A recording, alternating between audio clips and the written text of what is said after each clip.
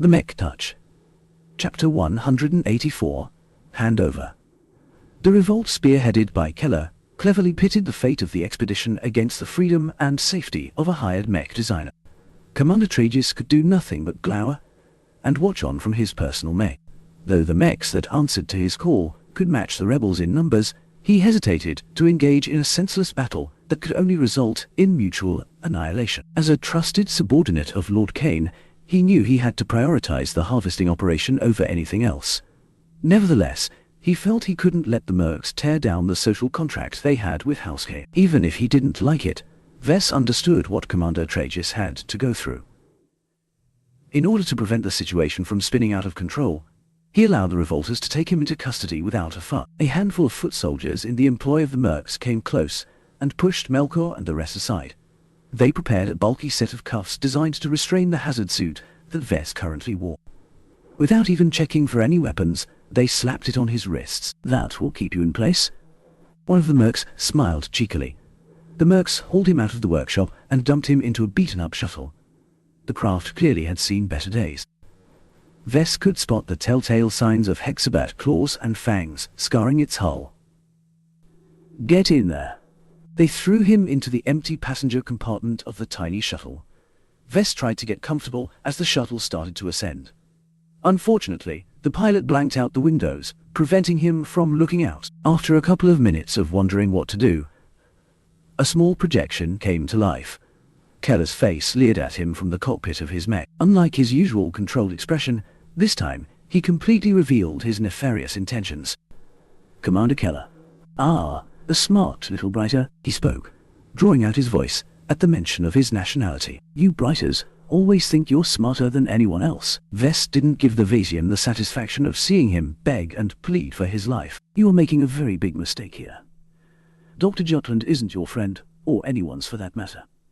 He'll never honor whatever deal you made with him." "Ah, as if it matters." Keller laughed. "The good doctor can't do anything once we return to space at the end of our 40-day stay.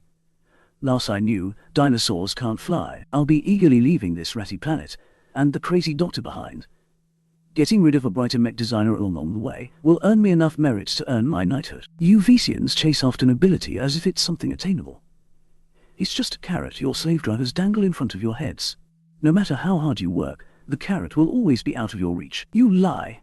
You understand nothing. I'm sure they won't welcome you back in open arms. After all, you clearly mutinied against your client when you signed a mercenary contract with them. As far as I recall, most of those contracts are filled with clauses that will make your life very short once you cross a few lines.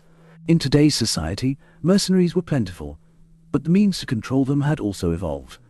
Mercenaries generally didn't possess the same loyalty and dying devotion of a warrior nurtured by the clients themselves. Too often news came back that revealed that the mercs abandoned their cushy assignments as soon as they encountered a spot of trouble. In order to bring some order to the chaos, some enterprising organizations formed a transgalactic mercenary association to regulate this blooming business.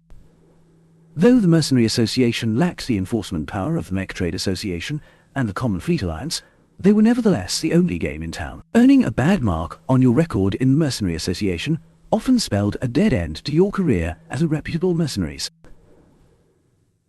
Those with negative records often retired in ignominy, or resorted to taking shadier jobs that hadn't been regulated by the Mercenary Association. People usually called them dark mercenaries, and were often regarded as one step away from pirates.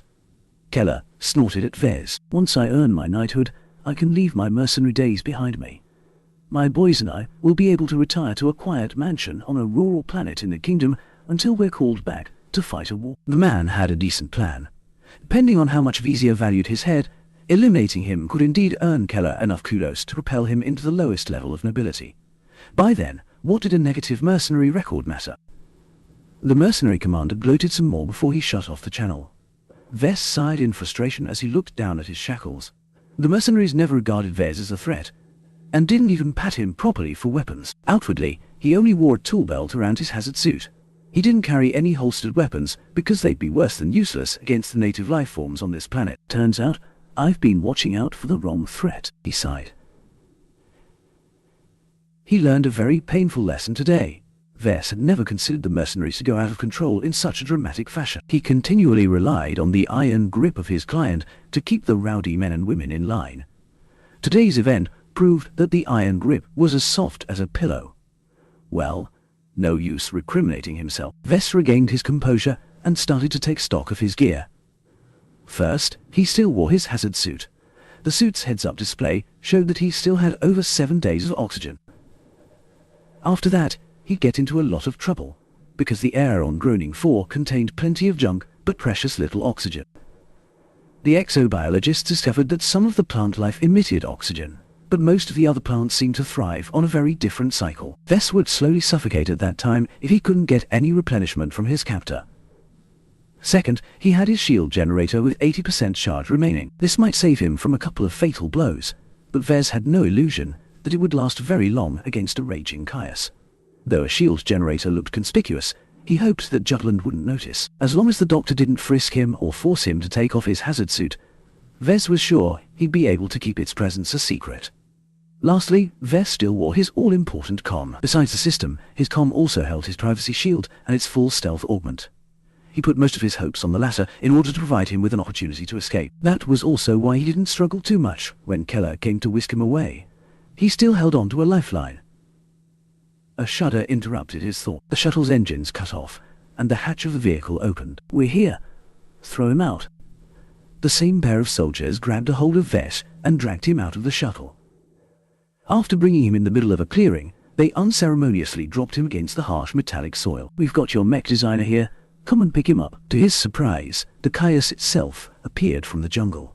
Its giant, half-rotting form crawled over to the middle of the clearing with deliberate steps. Every time the Caius stomped with one of its 6 limbs, the entire ground appeared to be shaken up. The looming sight of the Caius intimidated everyone present in the clearing. Remarkably, no one brandished their weapons.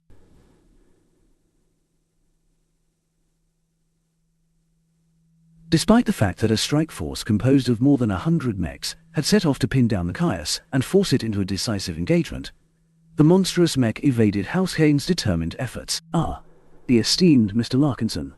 How delightful that you have come." The infamous doctor spoke from his makeshift seat atop the head of the Caius. "For an apprentice mech designer, you are very far away from home. The likes such as you never venture this far out in the frontier." Vess chuckled deprecatingly at himself. "I let my greed get the better of my judgment." "Greed, the ever-present motivator of man. You can do a lot with greed," Jutland replied, as he rummaged through his dirty lab coat and retrieved a small sack. He threw it towards one Keller's soldiers, standing beneath the towering giant. The man easily caught the falling bag with dexterous skill. "As promised, here's your 50 grams of pure monoexerite.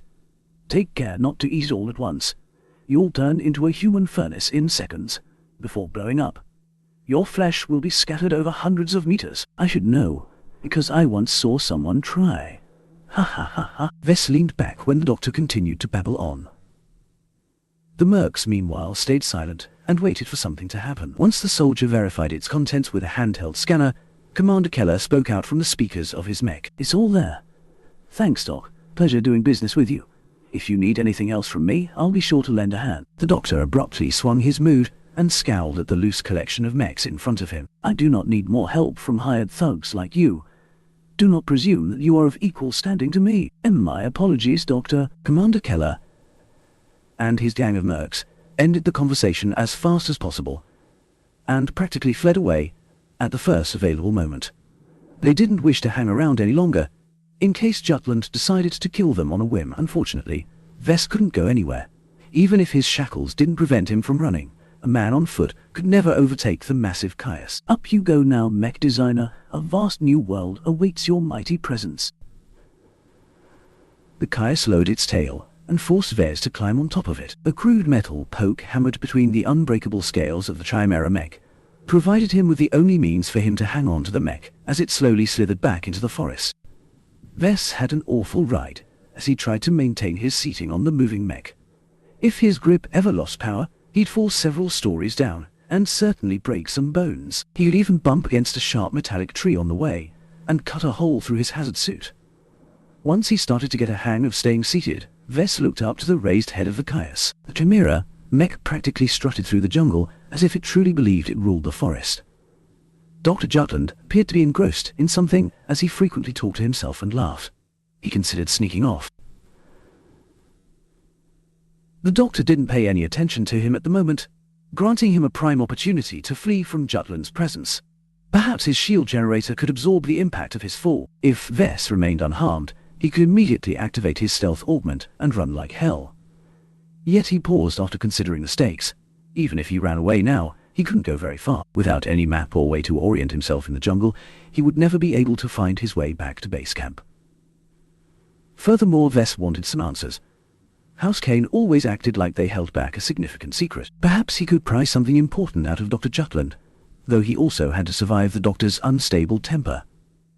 Vest started with something simple. How is it you're able to breathe without a suit? What's that?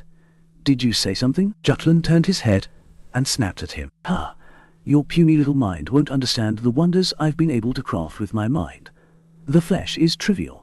With my unfathomable genius, modifying my respiratory organs is child's play. I've done so much more to my body that it will break your simple little mind if I list them out. You might not know this, but I'm still a regular human.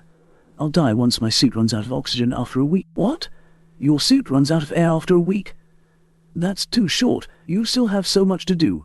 Damn these hired thugs. Jutland's anger extended to the Caius. The Chimera mech began to shudder dangerously, making it even harder for Vez to hang on. Then the doctor suddenly stopped his tantrum and looked at Vez like he was an interesting lab rat. Don't you worry, mech designer. Once I bring you back to my lab, I'll implant my latest set of enhancements in your body. You'll be able to breathe the air without risk. Oh, your body will be transformed into a true new species, just like me. Vess almost wanted to let go of his grip right then and there. He didn't relish being cut open by the craziest exobiologist in the Rim. The thought of losing his sanity and becoming best friends with the delusional Jutland frightened him to death. He had to escape before the doctor cut him open.